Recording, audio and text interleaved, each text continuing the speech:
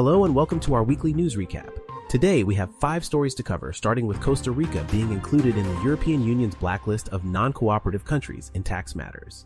According to the European Union guidelines, passive income generated by a person or company abroad should be taxed in Costa Rica to avoid unfair competition between the country's tax regimes and ensure tax-free income. Costa Rica failed to comply with the commitment made by the previous administration to reform the tax system to tax passive offshore income before December 31st, 2022, leading to its inclusion in the EU's blacklist. In other news, approximately 100,000 residents of Costa Rica's greater metropolitan area will be impacted by water rationing during the dry season, according to the country's water authority AIA. The authorities will inform the affected population about the new interruptions through social networks, the institution's website, the telephone line, and the mass media.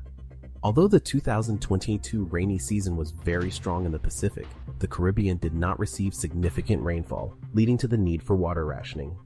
Moving on to international news, China has apologized to Costa Rica after a Chinese balloon was seen flying over the country, causing concern among Costa Ricans.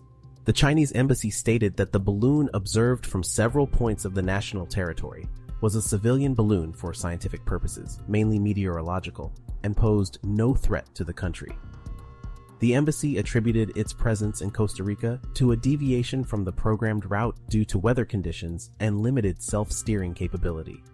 Over the weekend, Costa Rica experienced an earthquake in Vera Blanca, resulting in a large number of aftershocks with magnitudes between 0.7 and 3.5. Although the Poas volcano is nearby, the earthquakes have not impacted its activity. Another strong earthquake with a magnitude of 5.2 was reported on Sunday afternoon. Experts explained that tectonic activity responds to deformation associated with a local fault, and earthquakes are frequent in Costa Rica due to the Coco and Caribe tectonic faults.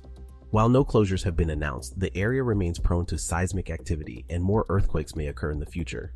Finally, Costa Rica has introduced new legislation to combat ghost nets in oceans, which are fishing nets that have been lost, abandoned, or discarded at sea. These nets continue to entangle marine life and pose a threat to the ocean's health.